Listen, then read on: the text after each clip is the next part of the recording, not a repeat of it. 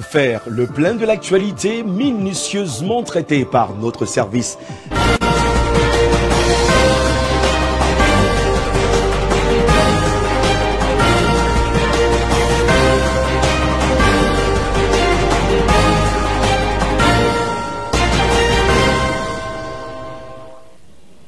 July 14th, 2021. Dear televiewers, you're welcome to the third weekly edition of our English Prime News over Camdis Television. We begin this news right away with the headlines. The Minister of Public Health, Dr. Manawuda Malachi, has approved the Korokyo drug, a treatment for COVID-19. The drug invented by Dr. Oloj Onfopu was presented to the press this July 14, 2021. One person has died and about 24 injured after a building collapsed in Akwa, littoral region of the country. The incident occurred this July 14th while contractors were pouring the slab to support the sixth floor of the collapsed building.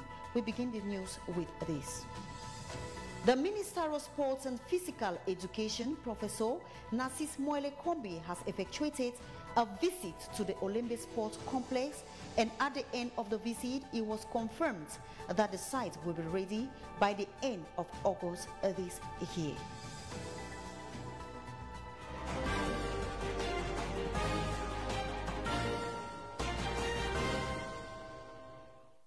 Thanks for joining us. This is the 6 p.m. English Prime News over Camdis Television. We begin this news with a very sad note, but then a cover shot where a 5-story building under construction in the Akwa municipality in the littoral region of the country collapsed this Wednesday, July 14th, while contractors were at the work pouring slab to support the sixth floor. 25 people were seriously injured and were rushed to La Cantini Hospital for medical checkup. According to officials of La Cantini Hospital, out of the 25 admitted following the accident in the construction site in Akwa, precisely at Doualaba, one person has died. The firefighters are busy pulling out the people of the bubble to avoid further calamities. We'll be bringing you more updates with that development in a subsequent newscast. We now talk health, where the Minister of Public Health, Dr. Manawuda Malachi, has approved the Korokyo drug, a treatment in the Cameroonian market against COVID-19. Invented by Dr. Oloj Onfopu, was presented to the press this Wednesday, July 14, 2021. Bertrand Tita tells us more. Its name is Korokyo, the approved treatment against the ravaging COVID-19 pandemic invented by Dr. Oloj Onfopu, a medical cardiologist and COVID-19 researcher. Called Thymus vulgaris. It is one plant with many components inside, which acts different way on the COVID infection. After the approval by the committee set up and its report, the Minister of Public Health, Dr. Manawuda Malachi, has adopted the traditional drug Korokyo in the Cameroonian market for the treatment of COVID-19. I'm really happy. I'm really happy because it shows that the government is ready to give opportunity to everyone who wants to do something good for the nation. Presenting the product to the press this Wednesday, many persons testified having used the drug and how effective it works. 7% of patients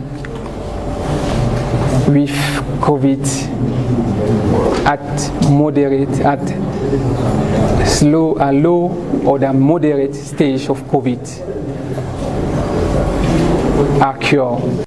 As to what will take Cameroonians to get treated by the drug? One treatment which may need 1 or 2 bottles is 10,000. It means that one bottle is 5,000, but I think that patient will need 1 or 2 bottles. It means that the one treatment 10,000 francs. It is therefore the pride of the country to have produced local-made drugs for the treatment of the ravaging pandemic. A grand meeting has been held this July 14 at the University of Yaoundé, attended by some political actors, rectors of the university, lecturers and the students of the Faculty of Economic Sciences and Management, and also by the Director General of GICAM.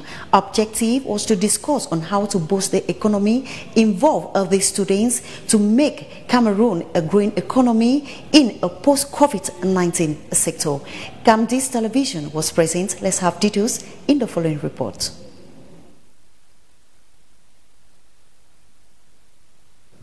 The different conferences of the University of Yaoundé 2 in Soa is a project that has been launched since November 4th, 2020. The conference is aimed at giving each and everyone, like political actors, economic and more especially universities, an opportunity to share their different views on the recent developments making news in the country this 2021. The different participants focus more on economic in line with the COVID-19 pandemic that has been claiming more lives in the country and negatively affecting the economy of the nation.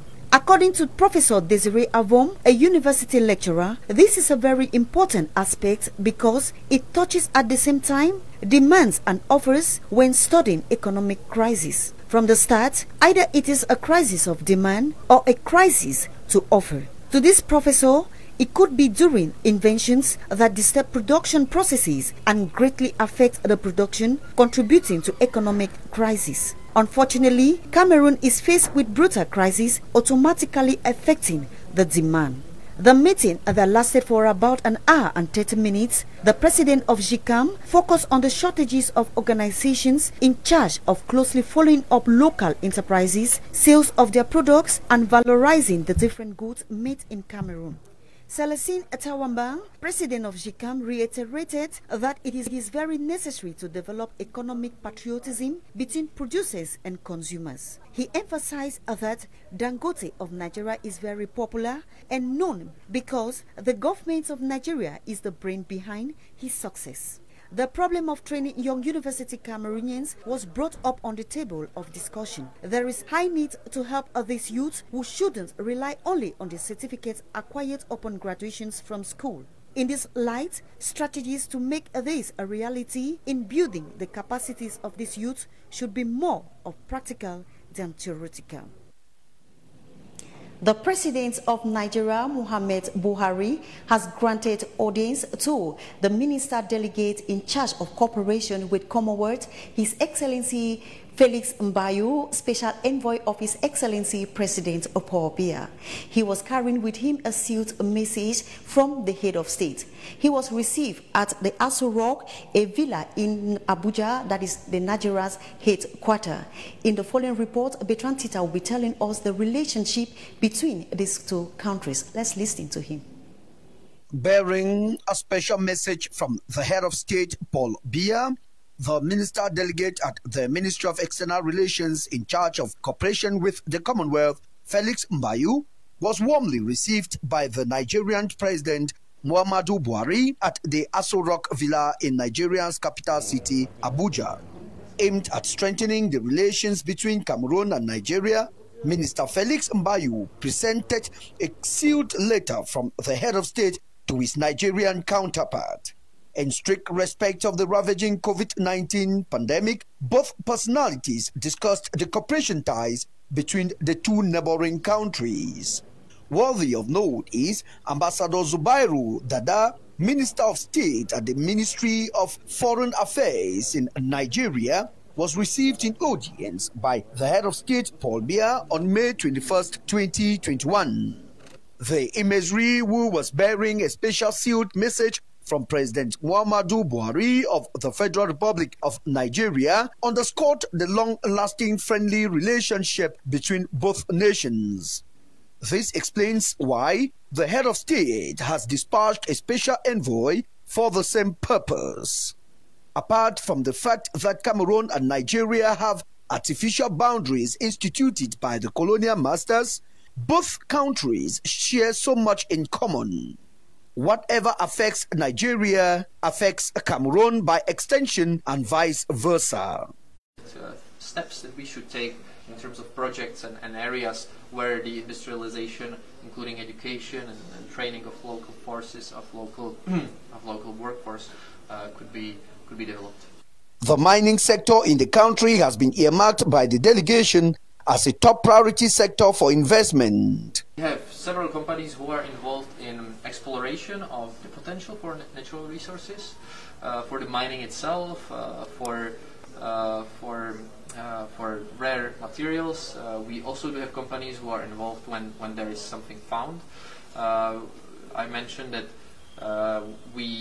some of the Czech companies have found rich sources of gas and petrol, of gas and oil 20 years ago already in Cameroon. And after the successful deliberation between the Minister of External Relations and the Czech delegation, both personalities exchanged gifts as a sign of strong cooperation ties between both countries. It was a happy 5-man delegation that left the Ministry of External Relations this Wednesday, July 14th, 2021. A partnership agreement has been signed between the Angela Academy and the Ministry of Agriculture.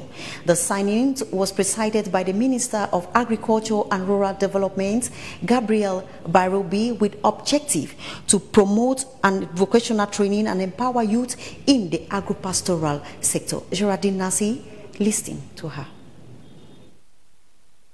It was a new page of collaboration opened between the Ministry of Agriculture and Rural Development and the Angela Academy Yaoundé, an agro-pastoral institution, through a partnership agreement. This partnership agreement, which was presided over by the Minister of Agriculture and Rural Development, Gabriel Bairobe, had as objective to putting in place a professional training, empowering youth and women to get decent jobs and to become agro-pastoral entrepreneurs who can employ themselves and employ others. Agro-pastoral entrepreneurship. In fact, when we train, we always make sure we involve technicians in the field, in the different domains in which we are training. And in this particular domain, we think that MINADE, or the Ministry of Agriculture and Rural Development, is going to bring us a plus in the training. The ministers present in this signing ceremony signified the engagement of the government and the readiness of the state to open its doors to other partners for agricultural development. It's a very privilege and an honor for me to increase the number of vocational training establishment in agriculture training. This is very important for us because this training empower youth and women to get decent job and to become an agro-pastoral entrepreneur. This is very important. They will employ themselves and employ another youth in agro-pastoral. It should be noted here that this was the 5th time this institution is opening out partnership terms since the start of 2021. The ceremony ended with an exchange of the partnership initials and family picture. The atmosphere displayed by the two parties already determines the result of a productive long-term partnership. Ladies and gentlemen, if you're just joining us, this is the 6 p.m. Prime News over Camdis Television, live from Yaoundé, the capital city of Cameroon. We take you over now to a very important story, but this time with a cover shot, where a battery of lawyers formed for the defense of Malika Bayemi is determined to see it through, as they gathered around the press on July 13 to unveil to major men and women the date of the first hearing. The battery of lawyers led by Mr. Dominique Fous intend to enforce the law, but above all to restore the honor of Malika Bayemi, who is considered to be the main victim of a sordid story of sex tape in which she was involved with the boss of Info Radio Sport, Martin Meep, and his friend Wilfried Ekeki. Several weeks after the direct summons fight with the public prosecutor at the Court of Appeal, the group was finally able to obtain the date of the first hearing, which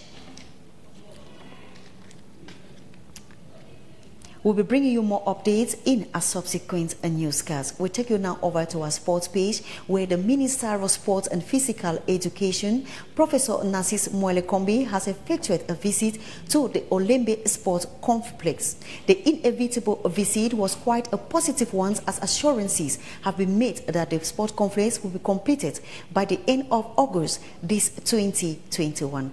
Stephen Elangwe was part of the convoy and compiled the story for us. The visit of the Minister of Sports and Physical Education this July 14, 2021 was in line with his regular visits to the Olembe site, aimed at measuring the level of advancement of works. The first phase of the Yaoundé Olembe Sports Complex is looking more and more finished. This is why we shall maintain the rhythm of our visits to this infrastructure, which, as you know, will receive its first test match in a few months, more precisely next September. This match will serve as a test for the equipment deployed before its heavy use from January 2022 within the framework of the AFCON. On the one hand, the minister applauded and lauded the completion of the radio and television broadcasting rooms, the more than 50 out of 70 hotel rooms that have already been furnished, the presidential entry which is on process. And on the other hand, Professor Narcisse Moelle-Kombi exhorted Magil Construction to finish up with the outer view of the stadium within the next 30 days. Our objectives and ambitions concerning the Olembe Stadium remain, namely that by next September, an international match of the senior Indomitable Lions will take place on this site after its homologation, in particular within the framework of the Qatar 2022 World Cup qualifiers. According to the representative of Magil, the inner lighting of the stadium, sound and electrification will be top-notch in less than 3 weeks from now. We are finalizing the screening in the South Cursive. All the turnstile and the perimeter fence, are under installation. It will be completed in the end of this week. So means that the south access will be ready for the match by next week. Inside the stadium, we are installing the field light, the second row. It will be completed after 3 weeks as well. Inside the building, we are now in the finishing period. The painting is under progress, and we ensure that all of the building will be ready for end of August, knowing that there is the match in the 2nd of September. At the end of this very indispensable visit, the chronogram was clear. July 17 is fixed for final electrifications. August 31 is slated for the end of works at the site. September 2, the first international match will be played at Olembe, and November 2021, Magil will be handing the stadium over to Cameroon. We continue with sports, where the general controversial assembly of Fcfa finally took place yesterday, July 13, 2021, at the Montfebe Hotel here in Yaoundé. During this meeting, 5 old existing texts were examined and prohibited, that is, examined and they were examined and modified and adopted, and 1 old text, new text, was also implemented in this agreement that took place at the Montfebe Hotel. As sportsman, Stephen Elangwe was present during this extraordinary session and brought back this report. The session, which lasted more than 7 hours, was geared towards the amendment of 5 existing texts regarding the status and electoral code of Fcfa. The process, done in the presence of former president of CAF Issa Hayatou, ended at 40 minutes after 4 p.m. and also saw the presence of 2 representatives, each from the Ministry of Sports and Physical Education and the Ministry of Territorial Administration. A very big satisfaction to see that we have managed, after 3 months, we are working on this issue, and then at the end of the day, the texts are provisional. An institution without good text is really a problem. I think we have one of the best texts that we can deserve. As I said, every conference or every opportunities that is given to me, let us stop going to the courts, build and rebuild and destroy, build and destroy, build and destroy. What is the consequence of this? What positive things it can be for the football? What are we here to go to the court, or are we here to develop football? I feel